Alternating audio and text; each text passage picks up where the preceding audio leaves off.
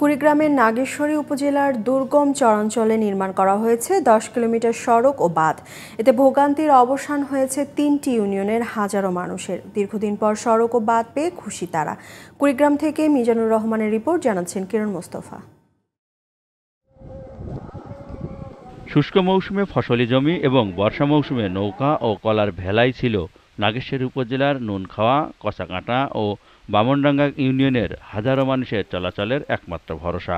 সময়মতো হাসপাতালে পৌঁছাতে না পারায় চিকিৎসার অভাবে মারা গেছেন অনেকেই।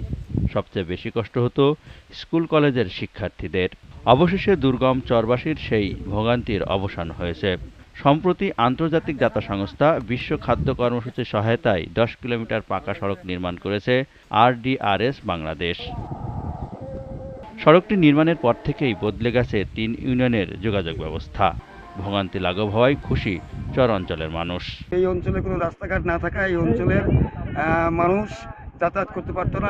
বিশেষ করে শিক্ষাগত এবং চিকিৎসাগত দিক থেকে অনেক উপকৃত হয়েছে। কৃষিপণ্য সব জিনিসের উপকার হবে এই রাস্তাটা হলে। আগে আমরা আইল দোয়াল দিয়ে হাঁটছিলাম, এখন সেটা হচ্ছে আমার বহুত সুবিধে পাচ্ছি। সড়ক ও বাঁধের কারণে জনদুর্ভোগ লাঘবের পাশাপাশি নদী ভাঙন থেকে রক্ষা পাবে ঘরবাড়ি ও ফসলি জমি, বলছে সড়ক নির্মাণে সহায়তা দেয়া সংস্থা। যে সমস্ত জমি বন্যার কারণে ফসলের ক্ষতিগ্রস্ত হয়, বাঁধ এবং রাস্তা নির্মাণের কারণে এই ফসলের প্রায় 25 হেক্টর জমির ফসলের ক্ষয়ক্ষতি থেকে রক্ষা পাবে। শুষ্ক ও বর্ষা মৌসুমে চর অঞ্চলের মানুষের চলাচলে অবদান রাখবে বাঁধটি, এমনটি জানিয়েছে উপজেলা প্রশাসন।